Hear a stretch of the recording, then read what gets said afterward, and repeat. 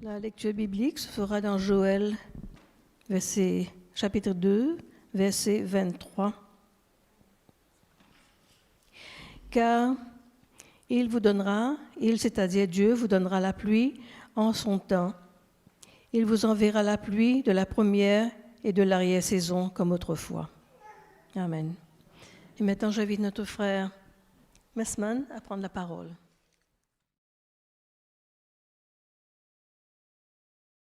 Ça fait plaisir, parce que la dernière fois que j'ai pris la parole, il y avait très peu de personnes dans cette salle, et là, il y a une différence notable, et ça fait plaisir de voir beaucoup plus de visages, et de voir qu'on n'est plus obligé de porter la burqa. Donc, on est à nouveau plus ou moins dans notre mobilité et liberté d'autrefois, bien que nous savons que nous allons vers quelque chose qui n'est peut-être pas réjouissant. Et la lecture biblique faisait référence à la pluie de la première saison et la pluie de la dernière saison. Et comment est-ce que cette pluie de la première saison a été appliquée de manière prophétique dans l'histoire biblique? Alors, c'est une question ouverte, vous pouvez réagir. Alors, donc, on a cette solution-là au début du livre des Actes, et je vous invite à ouvrir votre Bible au début du livre des Actes, le premier chapitre. Et en effet, on parle alors de la Pentecôte. Et à la Pentecôte, nous avons donc Pierre qui va prendre la parole, et Pierre va citer littéralement Joël également. Et on reconnaît cet épisode comme étant la pluie de la première saison. Génial. Et quand on voit cette pluie de la première saison, l'effusion du Saint-Esprit a apporté un turbo de l'Évangile et a permis, je vais dire, la conversion de beaucoup de personnes, et c'était aussi la réalisation d'une promesse de Jésus.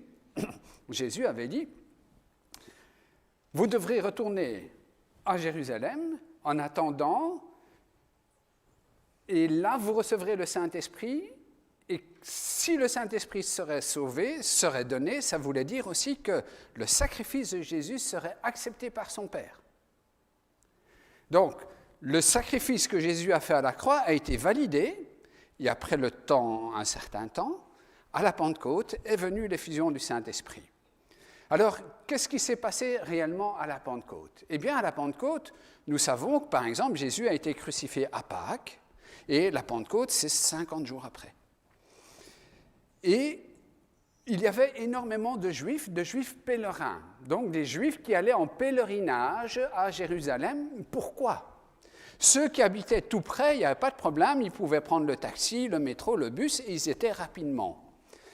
Les avions n'existaient pas à l'époque, donc il fallait parcourir ça à dos d'âne, à cheval ou dans un char, c'était un peu plus compliqué. Et ceux qui étaient dans la diaspora, ceux qui étaient dispersés dans tous les autres pays, eh bien, revenaient au moins tous les 3 ans à Jérusalem. Pourquoi? Parce que Jérusalem était l'endroit où devait être apportée la dîme.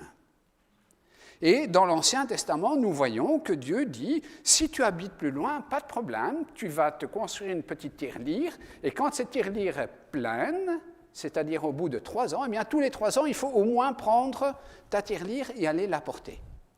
Et généralement, alors, les Juifs essayaient de combiner ça avec une fête majeure. Et une des fêtes majeures, ça pouvait être Pâques, ça pouvait être aussi Pentecôte. Et on est à ce moment-là.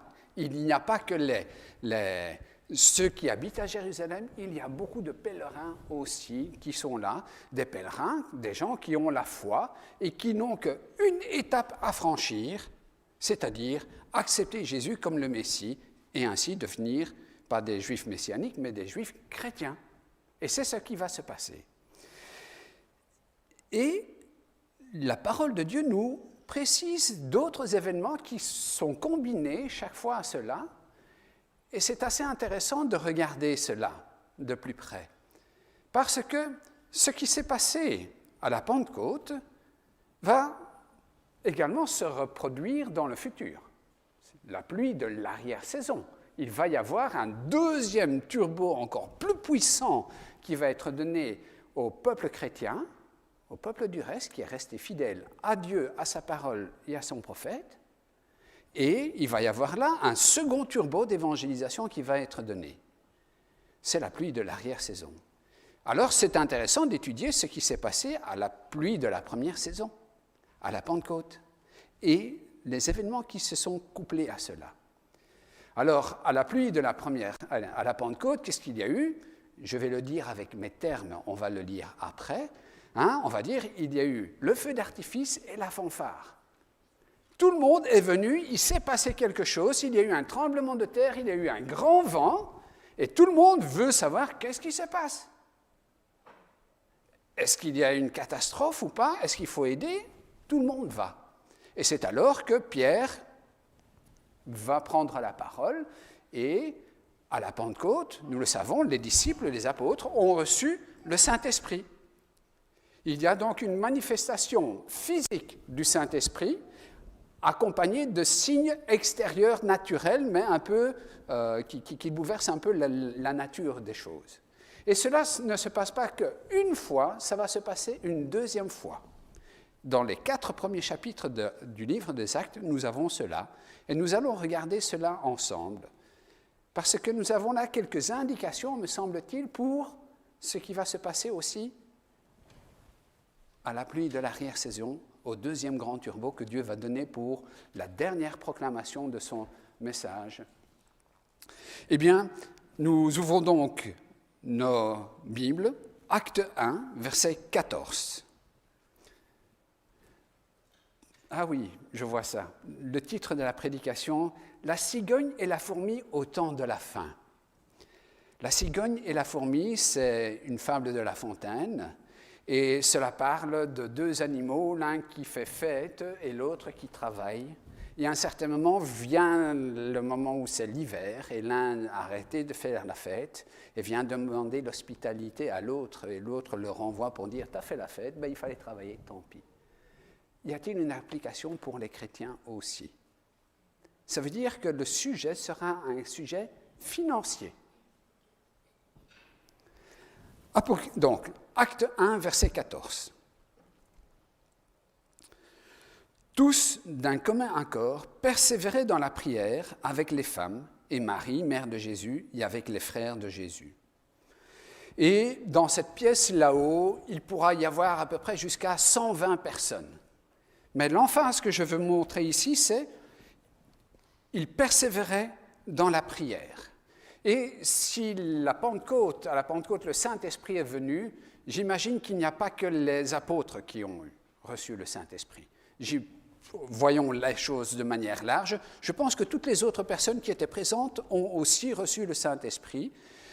Il n'y a que le discours de Pierre qui est mentionné, mais quand on lit les différentes langues, il y a au moins 9 langues. Pierre ne parlait qu'une langue, et probablement les autres apôtres parlaient les autres langues. Et ce qui me fait comprendre, j'imagine, que les autres parlaient aussi ou traduisaient alors ce que Pierre disait, mais essayons de voir les choses larges. Il y a le Saint-Esprit qui arrive, et il y avait une persévérance dans la prière avec hommes et femmes. Nous pouvons voir après, par exemple, en Acte 2, verset 1, le jour de la Pentecôte, ils étaient tous ensemble dans le même lieu. Donc là, à nouveau, nous avons une communauté de personnes, communauté d'esprit, communauté de recherche de la présence de Dieu par la prière. Tout d'un coup, il vint du ciel un bruit, comme celui d'un vent impétueux, et il remplit toute la maison où ils étaient assis. Des langues semblables à des langues de feu leur apparurent, séparées les unes des autres, et se posèrent sur chacun d'eux. Et ils furent tous, hommes et femmes, tous remplis du Saint-Esprit, et se mirent à parler en d'autres langues selon que l'Esprit leur donnait de s'exprimer. Or, il y avait en séjour à Jérusalem des Juifs, hommes pieux de toutes les nations qui sont sous le ciel. Au bruit qui eut lieu, la multitude accourut, et elle fut confondue parce que chacun les entendait parler dans sa propre langue. Et tout le monde s'étonne. Voilà, on a là des pêcheurs, on a là des simples Galiléens. Ils étaient tous dans l'étonnement et la surprise et ils se disaient les uns aux autres, « Voici, ces gens qui parlent ne sont tous pas galiléens. » Donc, ils n'ont pas été à l'université, ils n'ont pas suivi les cours de langue par YouTube ou Internet, et voilà qu'on les entend. Et comment les entendons-nous dans notre propre langue, à chacun, dans notre propre langue maternelle? À la Pentecôte, c'est l'inverse de ce qui s'est passé à Babel. À la tour de Babel, Dieu, avec beaucoup d'humour et de poésie, va changer les langues. Et c'est la dispersion. Et ici, c'est l'effet inverse. Dieu va permettre que, par son esprit, il n'y ait plus dispersion, il y ait unité dans la foi. Et Dieu va utiliser le don, sa poésie et son humour, les langues qu'il a transmises, pour ici donner un boost du message de l'Évangile, afin qu'il y ait une unité de foi et que chacun puisse comprendre et que son royaume ici sur terre, son royaume de grâce, puisse se répandre. Verset 9, on a là les différentes langues dont il est parlé. Et après ça, nous avons le discours de Pierre. Nous pouvons le lire à la maison. Et je vous invite à tourner la page. En tout cas, moi, j'ai dû tourner la page. Peut-être que dans votre cas, ce n'est pas encore le cas, mais ça va arriver. 2, verset 41. « Ceux qui acceptèrent sa parole furent baptisés, et en ce jour-là, le nombre des disciples s'augmenta d'environ 3000 âmes. » Alors ça, c'est, je ne veux pas dire le rêve, mais c'est un espoir caché peut-être de chaque personne qui partage l'Évangile, c'est est-ce que ça va porter du fruit? Est-ce que la personne va accepter? Et ici, on dit qu'il y a un paquet de personnes, 3000 personnes qui vont partager, qui vont accepter Jésus, qui vont faire un pas en avant dans leur foi. Ils étaient déjà tous croyants. Ils vont accepter Jésus et ils vont partir avec cette nouvelle révélation, comme Paul, qui va leur permettre de regarder de manière différente tout ce qu'ils avaient appris. Et après ça, à partir du verset 42, qui est vraiment le sujet de notre prédication, nous voyons qu'il y a quelque chose d'autre qui accompagne. Les 3000 personnes, peut-être qu'il y en avait de Jérusalem, mais il y en a d'autres qui sont rentrés chez eux, un peu plus loin ou beaucoup plus loin. Mais pour ceux qui sont restés à Jérusalem, la parole nous dit « Ils persévéraient dans l'enseignement des apôtres. » Ils persévéraient dans l'enseignement des apôtres, dans la communion fraternelle, dans la fraction du pain et dans les prières. Nous aimerions avoir ça dans chacune de nos églises. La crainte s'emparait de chacun et il se faisait beaucoup de prodiges et de miracles par les apôtres. Ceci nous est aussi annoncé pour la fin des temps où le deuxième boost, le deuxième turbo de l'Évangile sera aussi accompagné par des miracles. Tous ceux qui croyaient étaient dans le même lieu et ils avaient tout en commun. Alors j'imagine que le lieu devait être un peu plus grand que la chambre haute et l'on voit, on va le lire après, que le temple était l'endroit du rendez-vous. Un endroit spacieux où tous ceux qui étaient tout près de Jérusalem pouvaient se rendre. Verset 45, grand point d'interrogation. Et on va essayer d'éclaircir ça. Ils vendaient leurs propriétés et leurs biens. Et ils en partageaient le produit entre tous selon les besoins de chacun. Est-ce que cela veut dire que devenir chrétien fait que je deviens libéral et que je vends tout et je partage? Est-ce qu'il y avait une raison, une cause, un besoin, un but? Nous allons voir. Ils étaient chaque jour tous ensemble assidus au temple, ils rompaient le pain dans les maisons et prenaient leur nourriture avec joie et simplicité de cœur, louant Dieu et trouvant grâce auprès de tout le peuple, et le Seigneur ajoutait chaque jour à l'Église ceux qui étaient sauvés. Et nous pouvons voir que nous avons là, la prière joue un rôle important. Nous avions eu une manifestation particulière, manifestation physique des langues de feu du Saint-Esprit, mais aussi un phénomène, on va dire, physique qui a attiré l'attention d'autres personnes. Prédication de la parole et une énorme générosité, solidarité. Tout était en commun, vente de maisons et de biens, partage selon les besoins, un grand partage spirituel, évangélisation, témoignage, et une grâce particulière. Ils trouvent grâce, où la grâce repose sur eux tous, ils trouvent grâce aux yeux du peuple. Cela se passe une deuxième fois. Avant que nous regardions cette deuxième fois, je vais quand même essayer d'éclairer certains passages. Ils vendaient leurs propriétés et leurs biens, ils en partageaient le produit entre tous selon les besoins de chacun. Ça veut dire que si j'avais un château en Espagne, Ferrari, Porsche et un hôtel à Blankenberg ou je ne sais pas où, et que je vois le besoin ou que je suis dans cette situation, je vais vendre mon château en Espagne, je vais vendre mon hôtel, je vais peut-être acheter une petite coccinelle ou une 2 chevaux et je vais partager. Mais ça ne veut pas dire que je vends mon domicile, parce que je serai alors un peu dans le besoin aussi d'être hébergé. Par contre, si j'ai une maison avec 10 chambres et que d'autres personnes sont sans abri, je vais les accueillir chez moi. Et comme il est marqué, de manière simple, de cœur, je vais partager le contenu de mon frigo avec eux. Donc ça ne veut pas dire qu'il faut que je me démunisse de tout. N'allons pas vers les extrêmes.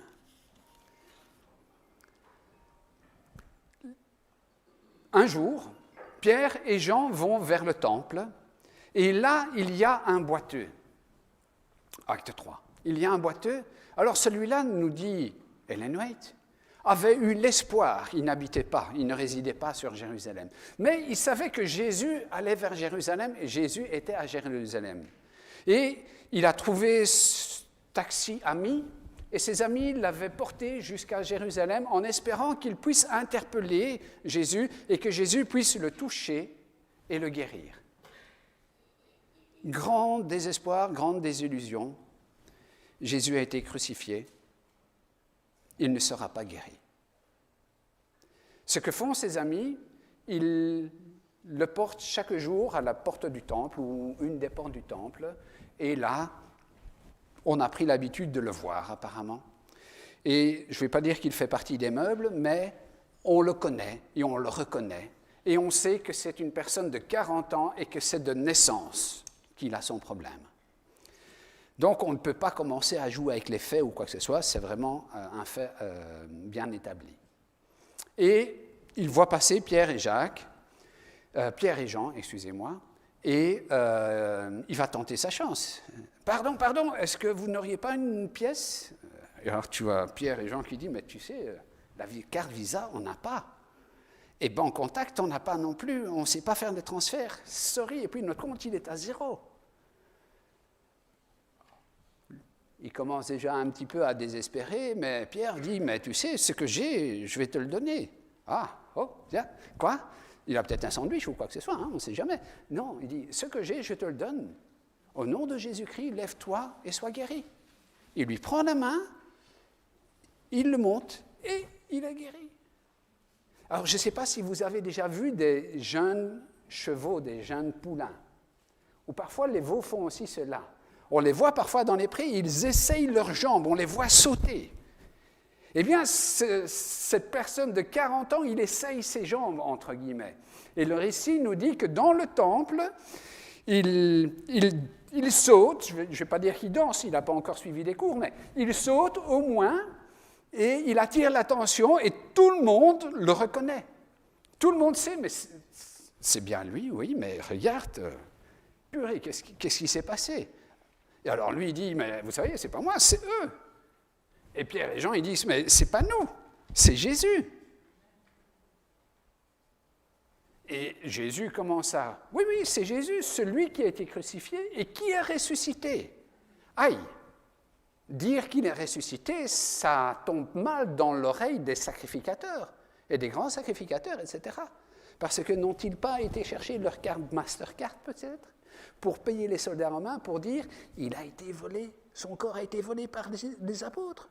Mais maintenant, ces apôtres disent « il est ressuscité » et que c'est en son nom que le boiteux a été guéri. À votre avis, pour les personnes, la parole de qui a plus de poids ? La parole des apôtres. Alors, ils vont décider, Pierre et Jean, arrêter. C'était le soir, donc ils passent la nuit aux frais de l'État, dans la prison. Et le lendemain, le Sanhédrin vient et il leur dit « Interdiction encore de parler au nom de Jésus ». Et alors Pierre et Jean vont dire « Oui, mais c'est impossible ça, tu sais, on peut t'écouter, mais on préfère écouter Jésus, et donc on va continuer. » Attention, attention. Enfin, soit, ils rentrent. Et là, le texte nous dit que, acte 3, donc on va... Voilà. Acte 4, on va passer à acte 4. Acte 4, verset 23. Acte 4, verset 23. Après avoir été relâchés, ils allèrent vers les leurs et racontèrent tout ce que les principaux sacrificateurs et les anciens leur avaient dit. Lorsqu'ils l'eurent entendu, ils élevèrent à Dieu la voix tous ensemble, ils prièrent, ils louèrent Dieu, et dirent « Seigneur, toi qui as fait le ciel, la terre, la mer et tout ce qui s'y trouve, c'est toi qui as dit par le Saint-Esprit, par la bouche de notre Père, ton serviteur David,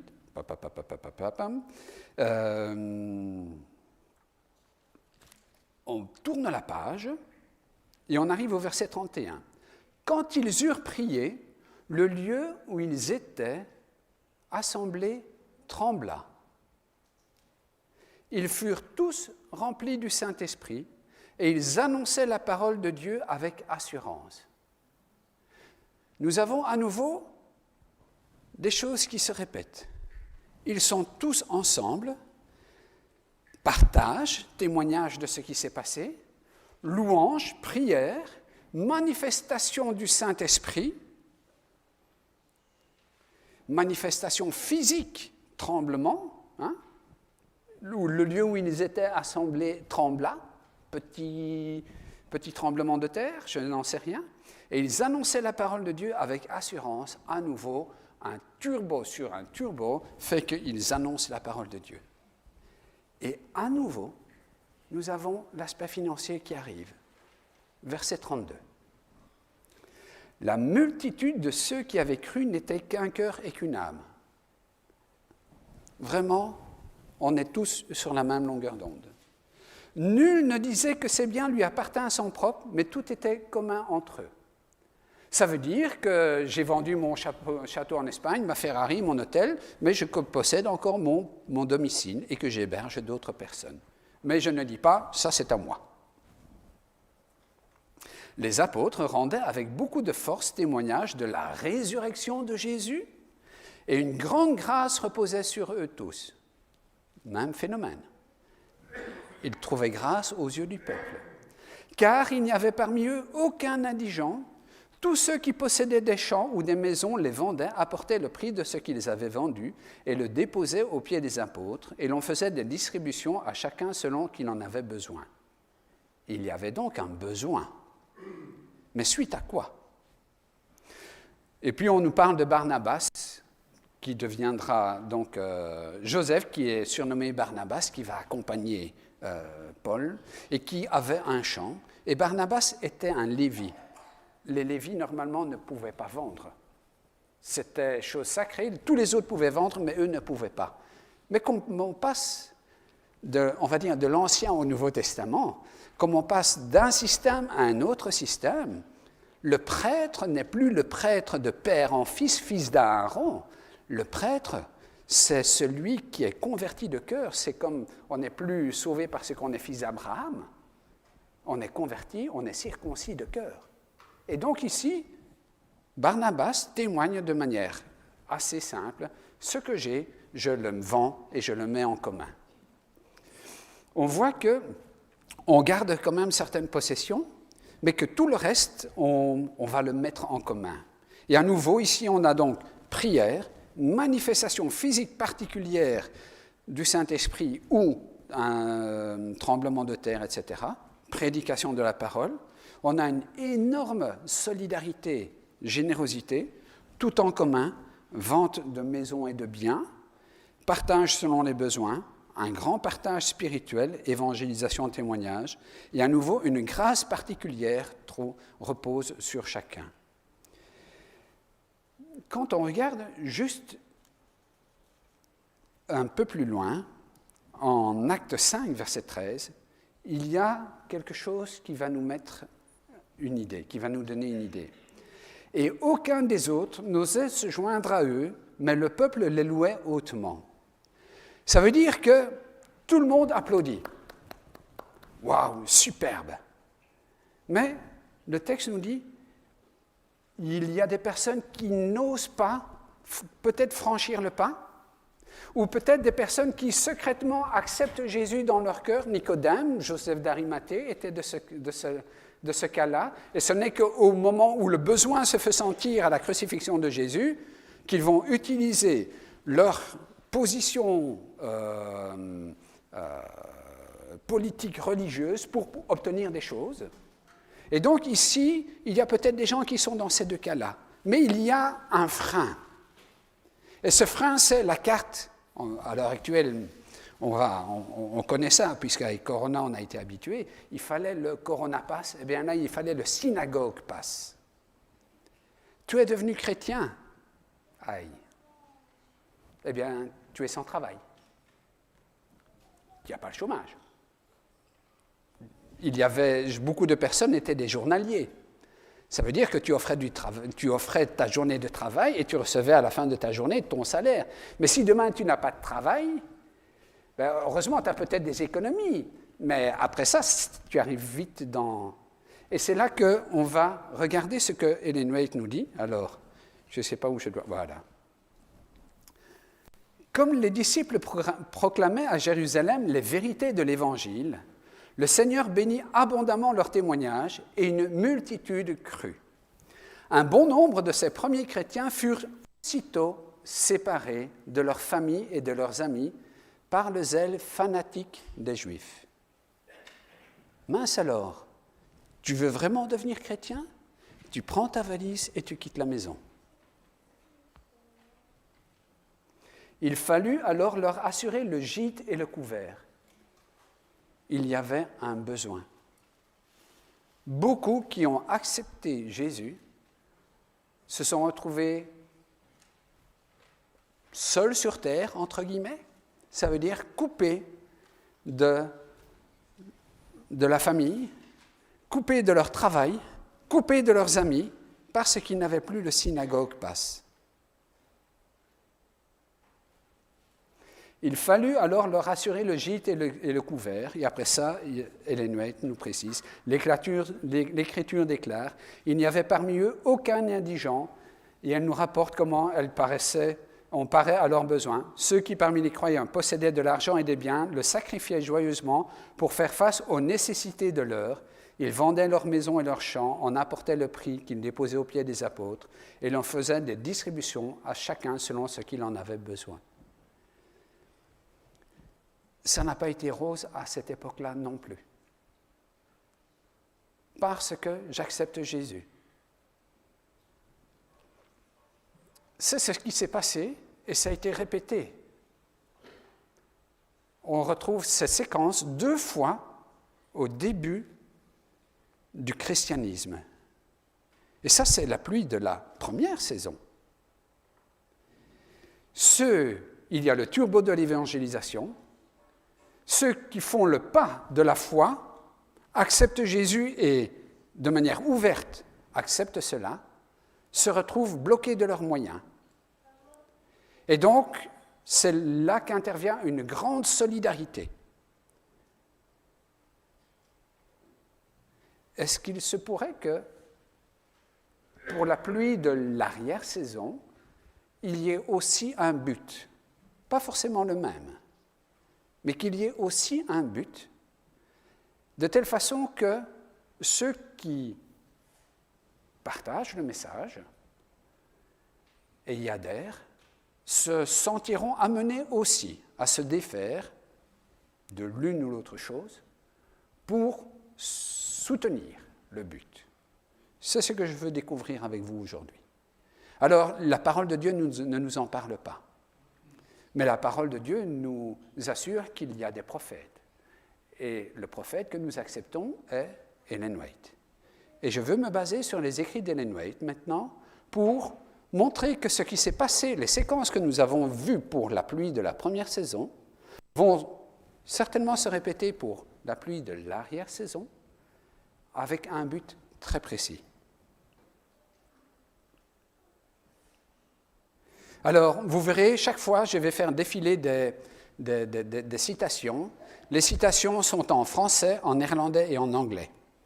En anglais, parce que je veux pouvoir vous montrer, c'est bien littéralement ça. En français et en néerlandais, parce que parfois je le fais en français, parfois je le fais en néerlandais, et c'était plus facile pour moi de mettre ça sur un seul PowerPoint. Les maisons et les champs seront inutiles pour les saints pendant le temps de trouble, car ils devront fuir une populace en fureur, et à ce moment-là, ils ne pourront vendre leurs possessions. Donc, la Bible nous le dit déjà aussi, donc c'est Apocalypse 13, verset 17. Il viendra un moment où, si tu n'as pas le bon synagogue pass pour continuer à utiliser ce terme, eh bien, tu ne pourras plus ni vendre ni acheter. Ça veut dire que tes comptes en banque sont bloqués et tu ne sais plus rien faire. Ton électricité est coupée, ton eau est coupée, ton gaz est coupé, le mazout ne t'est plus livré. Et ce qu'il y a dans ton frigo, il faut se dépêcher de le manger parce que ça ne va pas conserver. Il n'y a plus d'électricité. Et à ce moment-là, ils ne pourront vendre leurs possessions pour faire avancer le message de la vérité présente, le royaume de Dieu. Ici, nous avons le but. Le but, à ce moment-là, ce sera de pouvoir faire avancer.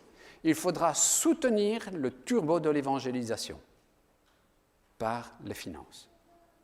Il m'a été montré que c'était la volonté de Dieu que les saints se débarrassent avant le temps de trouble. Alors, le temps de trouble, ici, c'est le dernier temps de trouble. Donc, ça veut dire que, voilà quoi, après ça... Mais il y a encore un turbo à donner pour l'évangélisation. Il y a encore un turbo. Et ce turbo doit être donné avant. Je vais essayer d'utiliser mes mains. Si le temps de trouble commence ici, c'est-à-dire la fin du temps de grâce, ça veut dire que plus personne ne peut choisir. Non, tout le monde peut continuer à choisir, mais tout le monde a choisi son camp. Eh bien, à partir du moment où le temps de grâce est terminé, où il n'y a plus personne qui se présente à Jésus pour lui demander pardon, et que Jésus, à un certain moment, dit « Mais voilà, il n'y a plus personne qui se présente. Qu'est-ce que je fais ?»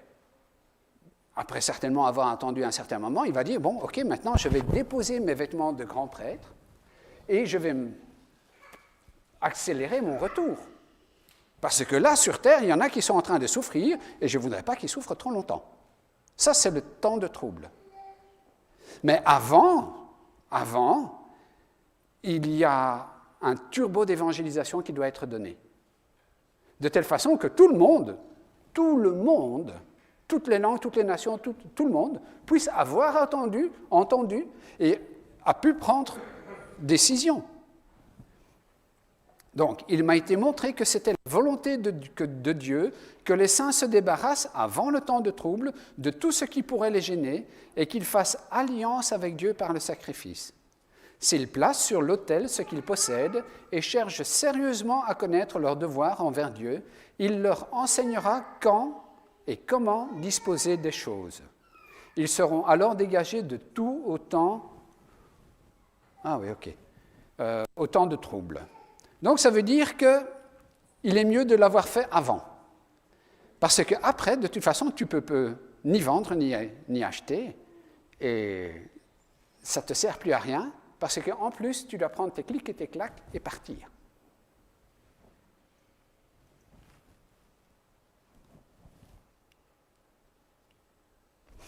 Je vis que si des personnes s'attachent à leurs biens sans demander au Seigneur où est leur devoir, il ne leur fera pas connaître sa volonté. Donc je peux dire, ça c'est moi, à moi, et je ne demande à personne quoi que ce soit, et ça reste à moi. Et puis vient le moment, je ne peux plus vendre ni acheter, mince alors. C'est un scénario. Deuxième scénario, il est parlé de mon devoir, d'un devoir. Ok, Seigneur, je sais qu'il y aura un besoin, mais je ne sais pas quand est ce besoin. Je n'ai pas de boule de cristal, je ne peux pas connaître ni deviner l'avenir, et si j'avais cette boule de cristal, je m'empresserais de la casser parce que je préfère faire confiance à Dieu que d'avoir des remèdes ou faire appel à ce genre de moyens. N'oublions pas, Saul a perdu certainement sa vie éternelle en allant voir une voyante. Donc, si je ne demande pas à Dieu quel est mon devoir, eh bien, il ne me le fera pas savoir. C'est-à-dire que je peux dire, Seigneur, voilà, j'ai un hôtel en Italie, j'ai ceci et cela, ou bien j'ai ma maison, simplement, et je sais qu'il va y avoir un besoin pour soutenir l'évangélisation, mais je ne sais pas quand est le moment. Seigneur, je veux me remettre, moi, entièrement entre tes mains, mais non seulement moi-même, mais aussi tout ce que je possède. Il n'y a pas que la 10e partie, la dîme qui t'appartient, tout le reste t'appartient aussi, et tu m'as permis d'en disposer. Ce matin, nous avons vu, Adam et Ève ont été les gérants. Ils n'étaient pas possesseurs. Ils n'étaient pas propriétaires, ils étaient les gérants. Donc j'ai géré, et tu m'as permis d'acquérir certaines choses. Elles sont là, je les mets à ta disposition. Mais dis-moi, à moi, pas à quelqu'un d'autre, quand ou comment je dois les mettre à ta disposition. Donc ce n'est que si je demande à Dieu que Dieu me le dira.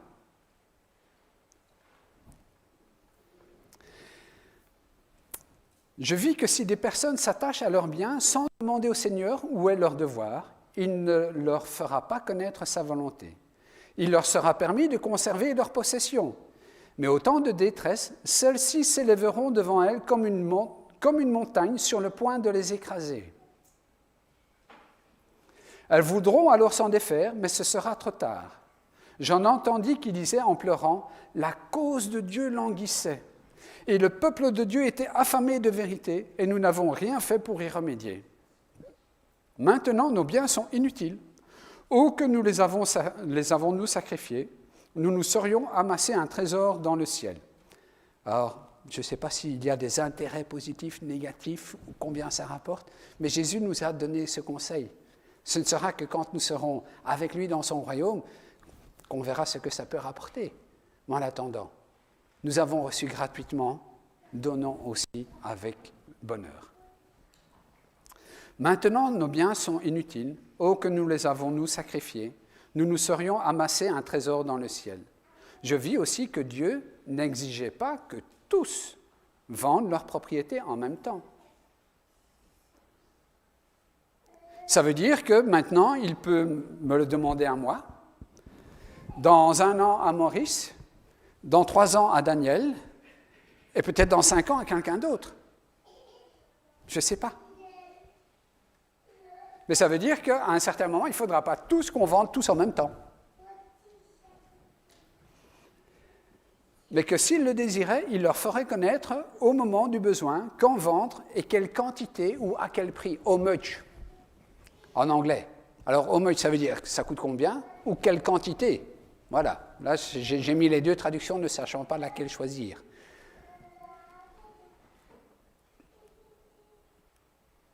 Certains pourraient demander, devons-nous maintenant nous déposséder de tout ce que nous appelons nôtre, donc tout ce qui nous appartient? Il ne nous est pas demandé de le faire maintenant, mais d'être disposés à le faire pour la cause de Christ. Nous devons reconnaître que toutes nos possessions sont absolument à lui, en les utilisant volontairement quand les besoins de l'avancement de sa cause se font sentir. Donc, ici, il y a un aspect qui n'a pas encore été abordé, c'est-à-dire, je dois montrer ma bonne volonté. Je dois demander à Dieu, Seigneur, je suis disposé à le faire. À toi de me dire quand. Il faut ici montrer notre bonne disposition et demander à Dieu. Donc, il y aura un temps où nous devrons tout vendre, pour ceux qui le désirent. La vente de nos possessions ne se fera pas en une seule fois, c'est-à-dire que tout le monde ne vendra pas ses maisons en une fois. Ce sera sur une période de temps. C'est une question personnelle. Dieu fera connaître le moment et le montant à chacun de nous si nous le lui demandons. Nous devons être disposés à vendre à tout moment si Dieu le demande. Il nous fera avoir la volonté de demander à Dieu, il nous faudra avoir la volonté de demander à Dieu de nous le montrer. Et le motif est de finir l'œuvre de Dieu, non de mettre nos richesses en sécurité. Non, de toute façon, on ne pourra plus les utiliser. Mais non de nous protéger. Le motif est de finir l'œuvre de Dieu. Alors, mais comment est-ce qu'on va survivre alors ? Avons-nous une promesse pour la fin des temps, pour le temps de la fin ? Le Seigneur m'a montré maintes fois qu'il est contraire à la Bible de faire des provisions pour subvenir à nos besoins temporels pendant le temps de trouble. Donc, le temps de trouble, c'est le moment où on ne peut plus ni vendre ni acheter. C'est le moment aussi où le temps de grâce est terminé. Et là, la parole de Dieu, Ellen White nous donne la certitude, pas de problème. Dieu va veiller pour nous. Dieu va envoyer ses anges pour venir nous chercher, nous rassembler peut-être. Il va nous mettre en sécurité, nous protéger, et la manne, le pain, l'eau, la boisson va nous être assurée. Mais ça, c'est après. Et c'est pour ça qu'il dit, pour ce moment-là, il ne faut rien prévoir. Dieu prend en charge. Mais il nous faut arriver jusqu'à ce moment-là. Je vis que si les saints mettaient de côté des vivres chez eux ou dans les champs pour ce moment-là, alors que l'épée, la famine et la peste séviraient dans le pays, ces vivres leur seraient enlevés par la violence et des étrangers moissonneraient leurs champs. C'est alors qu'il faudra mettre toute notre confiance en Dieu. Il nous soutiendra. Je vis que notre pain et notre eau nous seraient assurés, que nous ne manquerions de rien et ne souffririons pas de la faim, car Dieu peut dresser pour nous une table dans le désert. Psaume 23. Si c'était nécessaire, il enverrait des corbeaux pour nous nourrir, comme autrefois pour Élie, ou il ferait pleuvoir de la manne du ciel, comme pour les Israélites au désert.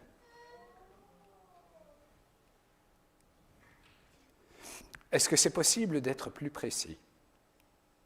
Alors, j'ai essayé de faire, je ne suis pas un spécialiste avec l'informatique, donc mes dessins, mes schémas, ce n'est pas génial. Mais pardonnez-moi. D'ailleurs, c'est sabbat, c'est temps de grâce aussi. Donc, OK. Ligne du temps, et je vous propose que la loi du dimanche soit pour nous un point de repère. Parce qu'on sait qu'à partir du moment où cette loi du dimanche va être impliquée, les choses vont aller beaucoup plus vite. Et que là, c'est plus l'entraînement, là, ce sont les Jeux olympiques de la foi qui commencent. Les qualifications se font avant. Et on ne va pas aux Jeux olympiques sans s'entraîner. Il n'y a aucun pays, aucune équipe qui vous engagerait, ou personne qui vous demanderait de représenter son entreprise ou quoi que ce soit, si vous n'avez pas déjà entraîné ou avoir des prestations. Et donc, avec la loi du dimanche, les Jeux olympiques de la foi commencent, en sachant que toutes les personnes qui participent sont gagnantes. Donc, nous avons maintenant. Puis, à un certain moment, interviendra la loi du dimanche et on a une phase douce. Puis, il y a progression, encore progression, jusqu'à une phase extrême qui va être décret de mort. Voilà, on a vraiment les deux extrêmes. Voilà. La loi du dimanche, ça peut commencer comment ? C'est simple. On va dire, on ne peut plus ni acheter ni vendre le dimanche. Pas de problème. Donc, toutes les supérettes, tous les magasins 24 heures sur 24 vont être fermés. Et voilà, quoi. On fera comme d'habitude. On fera nos courses, pas le samedi, mais le vendredi pour le week-end. Et voilà. On ne pourra peut-être plus travailler. Mais pas de problème, donc j'arrêterai de tondre la pelouse, bien que c'est déjà souvent interdit le dimanche. Mais voilà. Ça, c'est la phase douce. La lumière que m'a donnée le Seigneur à une époque où nous nous attendions à une crise telle que celle qui semble s'approcher de vous, était que lorsque le peuple de Dieu était poussé par une puissance inférieure à imposer l'observation du dimanche, le peuple, c'est le peuple chrétien en général qui soutient, qui mené par la papauté, essaye d'imposer la loi du dimanche. Et quand on voit maintenant tout ce que le pape parvient à faire avec le Vatican, je vous assure que ça va être implémenté de manière assez rapide à l'heure actuelle. Corona a facilité beaucoup de choses. Les adventistes du 7e jour devaient faire preuve de sagesse en s'abstenant de leur travail ordinaire ce jour-là et en le consacrant à l'effort missionnaire. Le dimanche, je ne vais plus aller tailler ma haie, je ne vais pas aller tailler ma pelouse, je ne vais pas retourner mon jardin, mais je vais aller donner des études bibliques. Je vais aller visiter les malades, je vais préparer une prédication.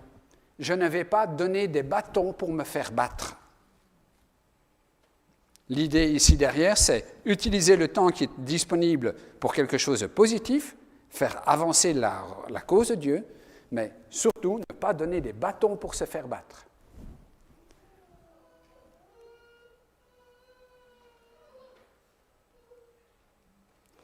Défier les lois du dimanche ne fera que renforcer dans leur persécution les zélateurs religieux qui cherchent à les faire respecter.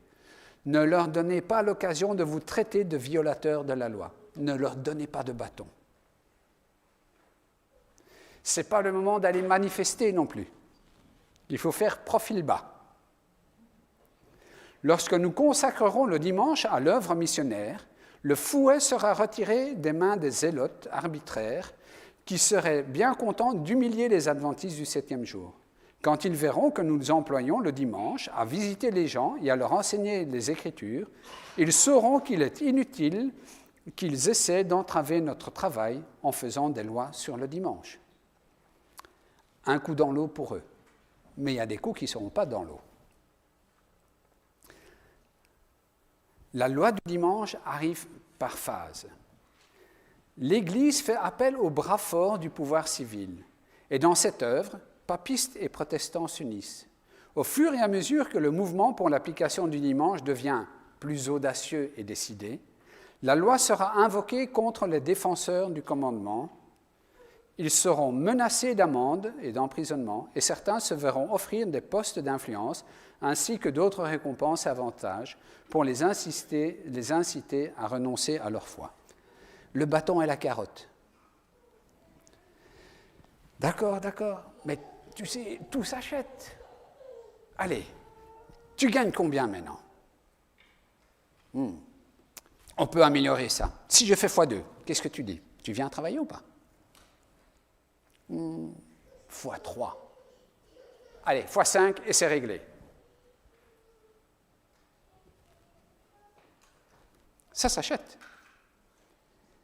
Et n'oublions pas que le portefeuille est souvent tout près du cœur. Et je ne sais pas s'il y a des transferts qui se font de l'un à l'autre, mais parfois ça se fait dans le mauvais sens. Ça, c'est la carotte. Et si la carotte ne marche pas, ce sera le bâton.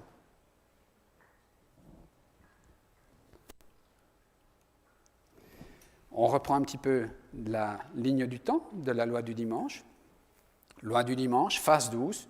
Toujours possible de garder le sabbat, pas de travail le dimanche. Pas d'obligation d'honorer le dimanche non plus. Ellen White recommande d'utiliser le dimanche pendant cette période pour du travail missionnaire. L'autre côté, la phase sévère, très sévère, décret de mort, obligation d'honorer le dimanche et de déshonorer le sabbat. La loi du dimanche devient universelle. Interdiction d'acheter et de vendre, Apocalypse 13, verset 17, on est emprisonné, exilé, et les White parlent même d'être traités comme des esclaves. Dans des pays, c'est déjà la réalité.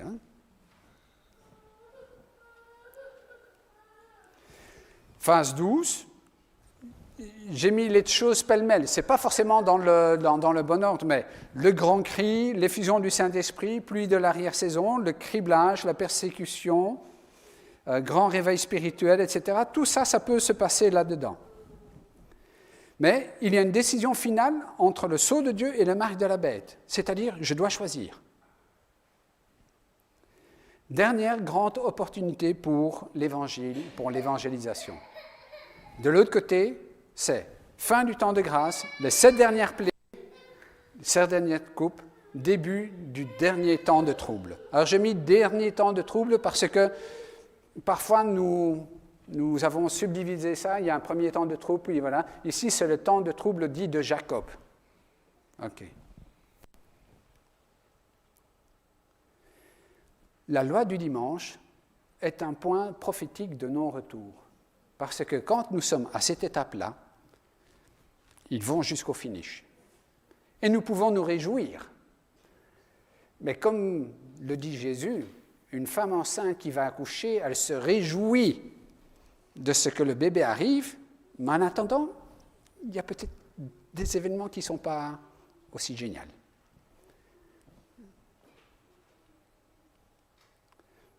Lorsque les églises protestantes s'uniront au pouvoir séculier, ça veut dire au gouvernement politique, pour soutenir une fausse religion contre laquelle leurs ancêtres ont enduré les plus féroces persécutions. Donc ça veut dire que même les pays protestants, les États-Unis par exemple, les États-Unis ont été découverts, mais beaucoup suite à la famine ici en Europe, à la maladie aussi, mais surtout aux persécutions à cause de leur foi. Les huguenots, les protestants, etc., sont partis là-bas pour leur foi. Hein? Donc, les ancêtres ont été persécutés à cause de leur foi, et maintenant c'est l'effet inverse, c'est eux-mêmes qui vont devenir persécuteurs d'autres personnes qui veulent garder leur foi, une foi légèrement différente, mais une foi basée sur « ainsi dit, il est écrit dans la parole de Dieu ». Le sabbat papal sera imposé par l'autorité combinée de l'Église et de l'État. Il y aura une apostasie nationale, ici elle parle spécifiquement des États-Unis, c'est pour ça tantôt il y avait la loi du dimanche au niveau international. Il faut regarder aux États-Unis pour savoir quand ça commence en fait, mais en sachant que les plans sont déjà prévus à l'international. Il y aura une apostasie nationale qui ne se terminera que par la ruine nationale. La loi du dimanche et le temps de vendre. Alors, maintenant, nous avons un répit. Nous ne savons pas pour combien de temps. Nous ne savons pas quand Jésus va revenir, nous ne savons pas quand le temps de grâce va se terminer, nous ne savons pas. Il y a des délais qui sont donnés, mais il n'y a plus de date. Donc on ne sait pas quand un délai commence ou quand un délai termine. On ne sait pas. Le dernier délai ou la dernière date qui était possible de fixer, c'était 1844.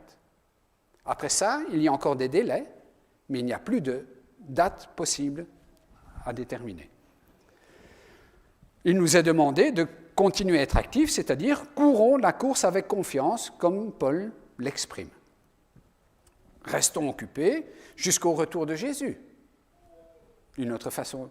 Et Dieu peut nous demander à vendre à tout moment, comme au jeune homme riche. C'est-à-dire, il peut avoir un appel particulier pour toi.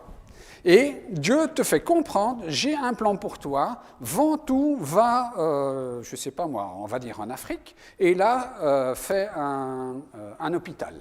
Et ça, c'est le plan de Dieu pour toi qu'il t'a fait comprendre maintenant, et toi tu comprends, pour réaliser ça, je vends mon appartement, ma maison, ma villa, etc., et j'y vais. Jésus l'a demandé, c'est un appel personnel, et Dieu peut le faire pour chacun, à tout moment.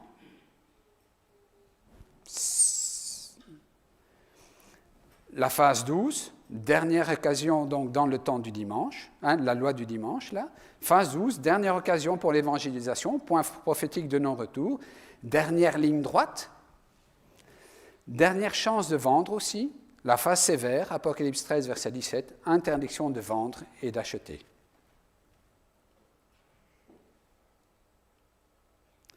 Jésus a dit à ses disciples de veiller, mais pas pour un temps précis ou une date précise. Ses disciples, c'est-à-dire chacun d'entre nous, doivent être dans la position de ceux qui écoutent les ordres de leur capitaine. Jésus. Ils doivent veiller, attendre, prier et travailler. Donc, ce n'est pas le moment d'aller acheter un hamac chez Decathlon, ce n'est pas sponsorisé, et d'aller à Hawaï et de me mettre entre deux cocotiers et de dire « j'attends que Jésus revienne et le reste, les autres s'en chargeront ». Non. Dieu, Jésus, s'attend de nous à ce que nous veillons, prions, attendre, hâter son retour et que nous soyons actifs.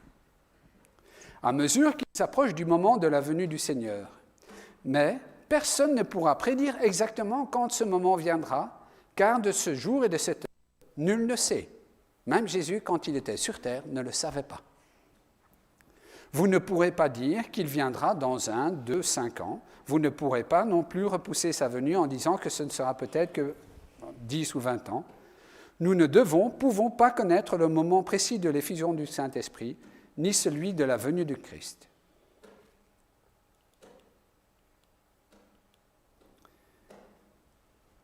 Moins positif. Beaucoup se détourneront de leur devoir actuel, de leur confort, de leur bénédiction pour se faire des soucis, ennuis en vue de la crise future. Cela reviendrait à créer un temps de trouble à l'avance et nous ne recevons aucune grâce pour de tels troubles anticipés. Il y a des personnes, nous avons tous un caractère différent, mais il y a des personnes qui regardent le demi-verre plein et il y a des personnes qui regardent le demi-verre vide. Et ici, ce qui nous est dit, c'est qu'il y a des personnes qui ont déjà la capacité maintenant de regarder le demi-verre vide, mais en plus de le voir complètement vide déjà maintenant, alors qu'il est encore à moitié vide. Et alors de se faire des soucis, etc., pour des choses qui ne sont pas encore là. Et ici, nous sommes prévenus, ne faites pas ça, Dieu ne va pas vous aider pour les soucis que vous vous faites vous-même. Hein?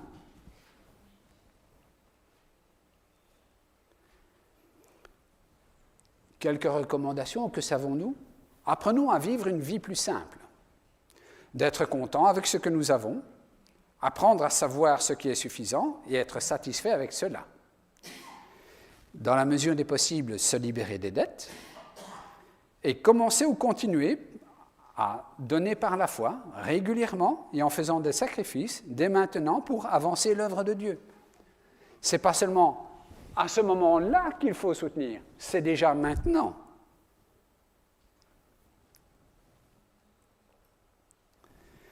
Épargnons et dépensons pour nos commodités, mais sachons quand assez est assez. Est-ce qu'une voiture 4 places c'est nécessaire? Oui. Mais est-ce que j'ai besoin d'un... Voilà quoi. Non, pas spécialement.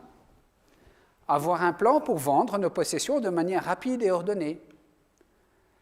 C'est déjà peut-être intéressant de se renseigner comment fonctionne un notaire, quelles sont les étapes et ce genre de choses. De telle façon que quand on arrive aux Jeux Olympiques de la foi, il ne faut pas découvrir ce qu'est un starter.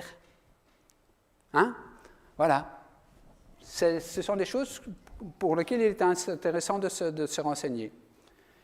Forcément, cherchez le Seigneur et il vous fera connaître le bon moment pour vous de vendre et dans quelle mesure. Faisons des plans pour terminer l'œuvre de Dieu, non pas pour nous protéger nous-mêmes. Et ici, je veux aussi insister. Évitons les extrêmes. Et ces deux extrêmes, c'est mon maître retarde son retour et je vais à Hawaï, entre mes deux cocotiers, avec mon hamac, et relax. Il faut être prêt à tout vendre si Jésus le demande.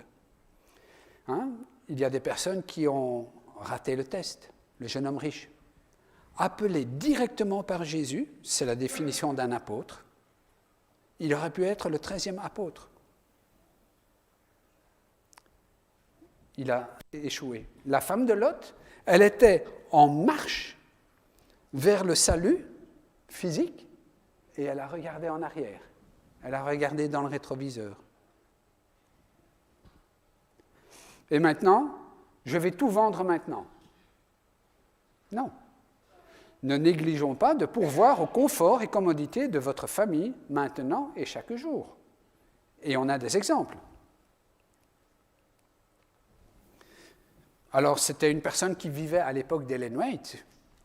Cette personne, et probablement ses enfants, sont déjà décédés, donc c'est pour ça que son nom peut apparaître. La famille de frères Leinneker vit selon les principes de la plus stricte économie. Ils n'avaient pas de voiture,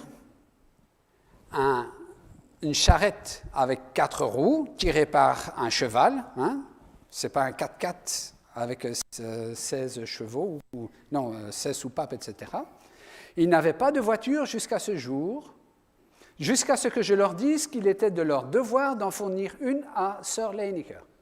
Donc, monsieur a un point de vue. Sa femme peut-être était obligée de l'accepter, mais il n'y avait pas de confort. Elle devait faire les achats à pied. Et Ellen White lui dit, « Manneke, tu dois veiller au confort de ta femme. Hein? Tu dois acheter. » Elle va même plus loin. Frère Leinneker avait consciemment décidé de ne pas construire un abri à bois et une cuisine pratique pour sa grande famille parce qu'il ne se sentait pas libre d'investir des moyens, des commodités personnelles, quand la cause de Dieu avait besoin d'argent pour la faire avancer. Alors, je ne dis pas qu'il faut avoir la cuisine équipée, plaquée or et ce genre de choses. Mais il faut un minimum pour pouvoir fonctionner. Et ce minimum, c'est aux normes d'aujourd'hui, pas aux normes d'il y a 2 siècles. Vivons avec notre siècle quand même. OK. J'ai essayé de lui montrer qu'il était nécessaire pour la santé, ainsi que pour le moral, ou la morale, de ses enfants, qu'ils rendent la maison agréable et fournissent des commodités pour alléger le travail de sa femme. Donc, évitons les extrêmes. On peut en faire de trop.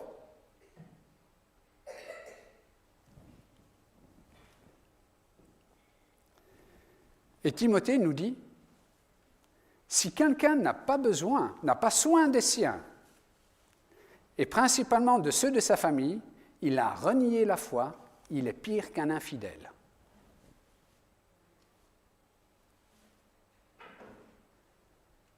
Donc, ma femme, mes enfants, mon proche entourage, j'ai une responsabilité envers de chacun de ceux-là. Et attention, ne soyons pas sexistes, ma femme, inversement aussi. Donc, mesdames, mesdemoiselles, ne vous sentez pas lésées. Donc, le but de cette prédication était de...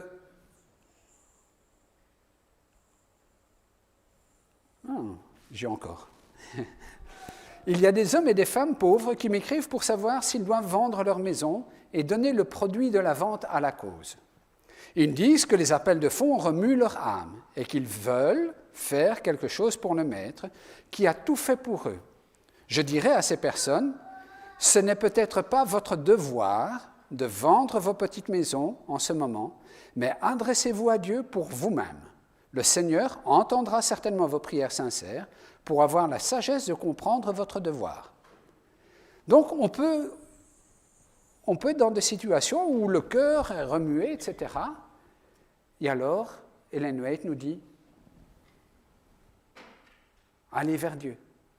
Le cœur peut être remué émotionnellement, mais nous n'avons pas toute la sagesse. Nous n'avons pas tous les plans. Et nous n'avons pas tous les éléments et peut-être pas le master plan. Mais Dieu l'a. Et demandons à Dieu et ayons confiance. Et il y a une représentation que je n'ai pas encore pu mettre en image. C'est une représentation d'une des premières visions d'Ellen White, où on voit un grand ravin, et ici à gauche, il y a une falaise vers le haut, donc montagne, et puis il y a ce chemin qui devient de plus en plus étroit.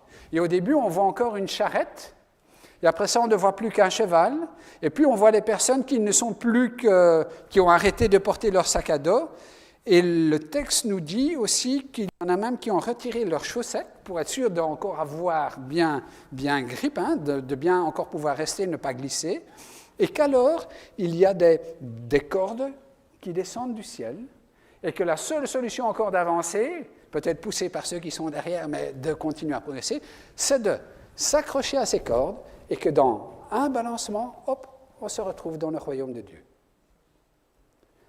Juste pour dire que Dieu nous accompagne.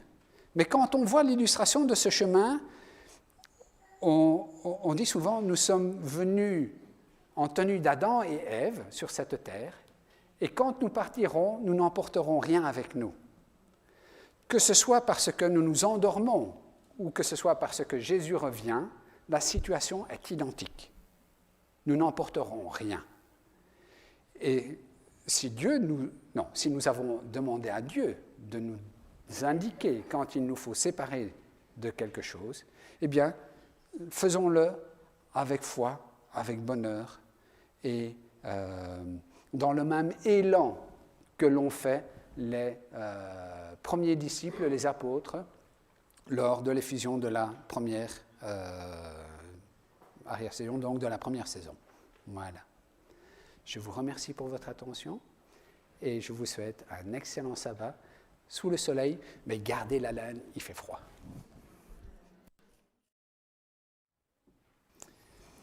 Pour les personnes qui se poseraient la question, le titre « La fourmi et la cigale », si je peux me permettre la comparaison, la fourmi, ce seraient les personnes qui auraient demandé à Dieu « Que dois-je faire et quand dois-je le faire ?»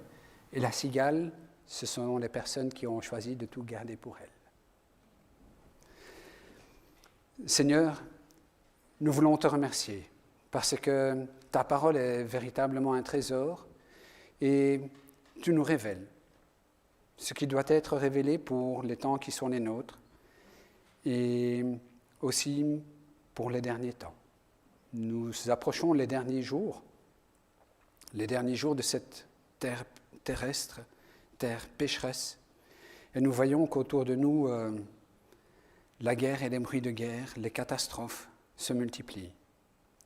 Et nous savons que tu ne reviendras que quand nous aurons terminé cette grande mission que tu as confiée à tes apôtres et auquel nous voulons nous associer par la foi et répandre ton évangile.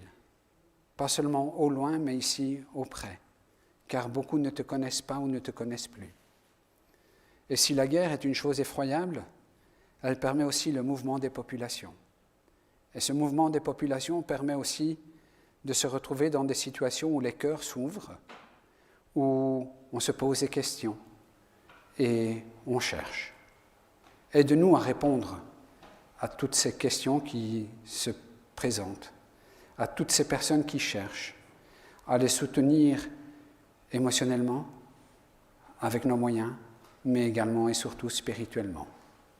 Seigneur, que tu nous puisses nous donner cette sagesse, cette perspicacité, et que nous puissions rechercher tous les jours ta présence, afin que tu passes la journée avec nous et qu'ainsi tu puisses bénir chacun de nos pas et nous éviter les faux pas. Nous t'avons présenté cette prière par le nom et les mérites et la grâce que Jésus s'est acquis pour nous à la croix à Golgotha par son sang. Amen.